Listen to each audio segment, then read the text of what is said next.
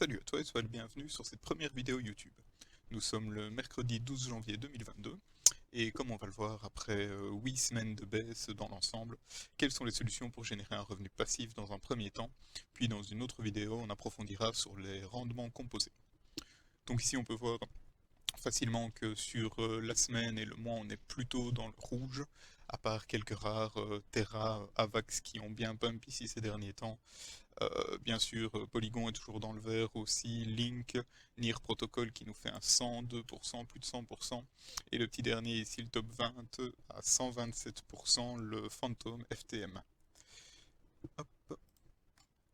On voit ici effectivement que la map est plutôt verte dans l'ensemble aujourd'hui, aux alentours de 14 heures. Au niveau du Scalpex Index, on est toujours sur la peur, bientôt l'extrême peur à 22. Le Social Index est toujours à fond depuis plusieurs jours et le Market Order aussi entre le Medium Sell et le Medium Buy. À suivre donc pour l'évolution. Ici, je voulais quand même vous remontrer ce graphique, simplement pour qu'on se rende bien compte que voilà, au mois d'avril de cette année-ci, jusqu'à milieu juin, on a fait une baisse de plus de 50%. Voilà.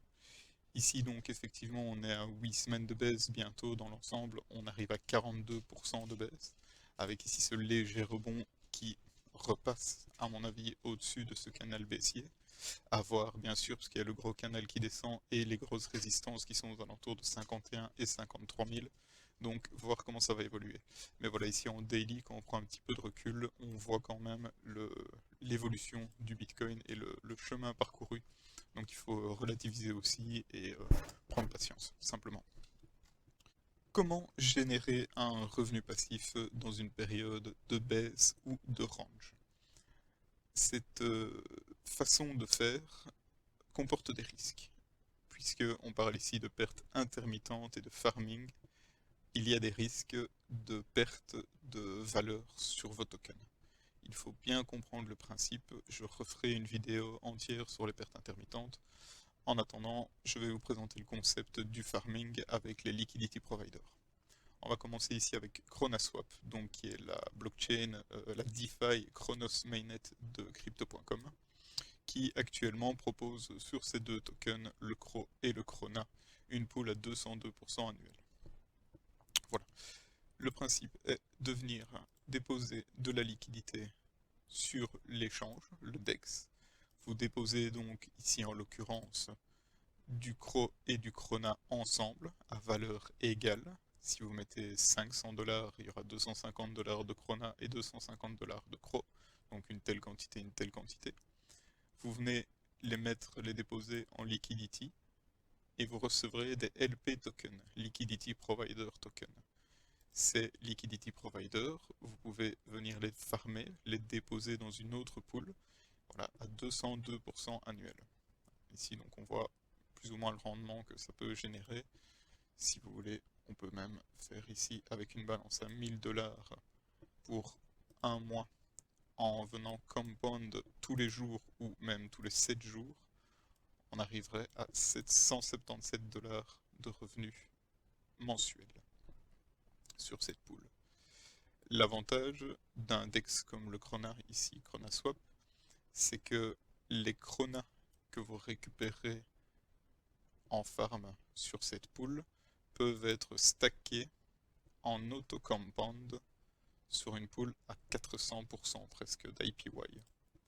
Je m'explique, vous mettez 1000 $ pendant un an dans cette pool, elle sera auto-compound toute seule à chaque fois que vous ferez un dépôt ou à chaque fois que quelqu'un récoltera. Voici le revenu avec 1000 $ annuellement, en admettant bien entendu que les taux ne bougent pas, ce qui est impossible. Les taux varient énormément et en principe ne font que de descendre, mais en tout cas ça peut vous donner une bonne estimation, et même ici sur un mois, voilà, 140 $ presque de générer sur un mois avec 1000 $ de dépôt. Aucun livret A, aucun compte épargne, rien ne peut proposer des taux pareils. Donc voilà, ici c'était la démonstration. Ça fonctionne avec MetaMask. On va justement faire une petite récolte ici. Voilà, comme vous voyez, j'ai presque 10 $ à récolter, 14 Krona actuellement. Je les récolte, lié directement avec MetaMask et payé directement en CRO ce qui prouve que je ne suis pas sur le bon réseau. Comment ça se fait? Voilà, ici. Nous y voici. Une récolte donc. Et voilà, 1,25 CRO d'estimation de frais de transaction. C'est la taper parce que j'utilise MetaMask. Vous pouvez tout à fait utiliser le portefeuille DeFi proposé par crypto.com. Apparemment, les frais sont largement réduits dessus. En tout cas, c'est ce qu'on m'a dit. Voilà, transaction confirmée. J'ai donc récupéré mes Krona. On va vérifier tout de suite si ceux-ci veulent bien s'afficher. Les voici, 14 Krona. Dans Stake, donc, on voit que depuis le dernier dépôt que j'ai fait, j'ai reçu 3,85 Krona, approximativement, voilà, ici depuis 3 jours donc. Et je vais venir déposer ce que je viens de récolter en plus. Encore une petite transaction à payer, un peu plus cher celle-ci. Donc ça fait actuellement environ 2 dollars. Hein. Environ 1 dollar, pardon, la transaction. Et encore un petit peu moins, 80 cents plutôt. Et voilà, 2 petites transactions. J'ai récolté mes 10 dollars que je suis venu remettre dans ma pool qui elle sera auto-compound. Ici donc vous voyez qu'il y a 0,1% de frais pour la sortie si je n'attends pas 3 jours. Voilà, ça décompte tout seul. À chaque fois que vous faites un dépôt, le compteur revient à 3 jours. Et si vous ne faites pas de dépôt pendant 3 jours, il y aura 0 frais pour la sortie. Donc aucun souci. Ça, c'était pour le ChronaSwap. Une fois que vous avez compris comment fonctionnait les liquidity providers, je vous invite à faire un tour sur Beefy Finance, qui propose énormément de chains différentes pour faire du liquidity provider. Ici, on a vu ce que ça donnait sur Chronos et ChronaSwap. Je vous montre un simple exemple sur la Binance Smart Chain. Donc, mon MetaMask est raccordé directement à la Binance Smart Chain. Et ici, vous trouvez des pools complètement différentes qui concernent des tokens BEP 2.0, donc BEP 20 plutôt. Voilà. Donc, tous les tokens proposés sur Binance en launch pool, etc. sont mélangés ici avec du BUSD ou du BNB, donc qui sont les tokens natifs de Binance. Ici par exemple un Cake BNB LP avec un boost actuellement, donc on serait à 1,5% de rendement journalier. Ce qui est plutôt pas mal du tout. On va donc ajouter de la liquidité. Il nous envoie directement sur Pancake sur la bonne paire. Ici donc je n'ai pas les moyens, mais on va faire un exemple. Si je veux déposer 50 cakes, de l'autre côté je dois mettre 1,17 BNB. La part de la poule que je posséderai est inférieure à 1 dixième de %. Les cakes par BNB, voilà, ça c'est le ratio. En ajoutant la liquidité, vous gagnez 0,17% de toutes les transactions sur cette paire.